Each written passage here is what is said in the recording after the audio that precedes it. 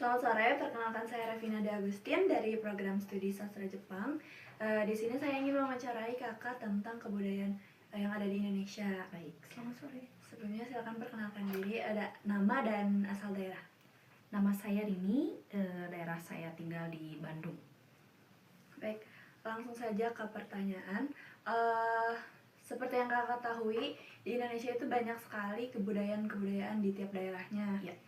Dari sekian banyak budaya di Indonesia, menurut kakak budaya dari daerah mana sih yang paling menarik? Kalau menurut saya pribadi, saya lebih suka kebudayaan dari Bali. Dari Bali. Iya, betul. Kalau boleh tahu, kenapa kakak tertarik pada budaya yang ada di daerah Bali? Menurut saya kebudayaan di Bali itu sangat unik, beda dari yang lain. Dan kebetulan saya suka dengan daerah dan view-view yang ada di Bali, walaupun saya belum pernah ke sana. Jadi mungkin kakak melihat dari sosial media gitu. Betul. Oke. Boleh ceritakan apa yang kakak ketahui tentang budaya di Bali? Yang saya tahu sih paling tarik kecak, dan apa ya, kayak hari, kalau kita kan lebaran ya, kalau mereka kan nyepi, paling ya saya yang tahu tari kecaknya sih. Oke, boleh diceritakan sedikit tentang tari kecak? Yang saya tahu itu tari kecak tuh unik, beda dari yang lain, dari mulai gerakan, lekuk tubuh, dan lirikan-lirikan matanya itu yang membuat unik itu dari lirikan matanya yang kadang kan seperti itu kan. Nah itu saya suka dari situ.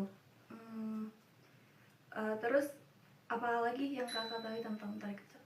Tari kecak Selain itu yang gerakan saya tahu diambil dari cerita dewa ya, legenda dewa zaman dulu. Apa sih ya? Dewa Ramayana gitu ya, kalau nggak salah sih. Itu yang saya tahu diambil dari kisahnya dewa Ramayana itu.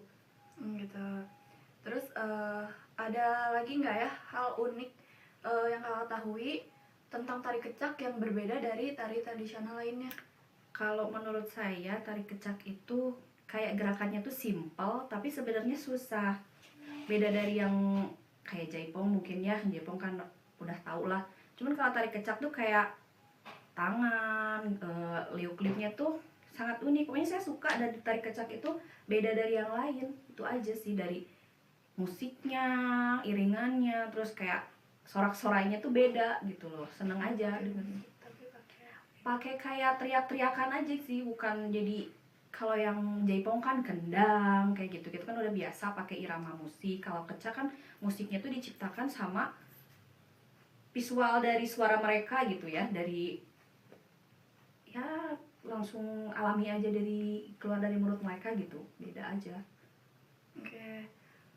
Menurut kakak seberapa penting menjaga dan melestarikan tari kecak, dan bagaimana caranya agar tari kecak atau tari tradisional lainnya itu tetap terjaga dan diketahui oleh generasi muda?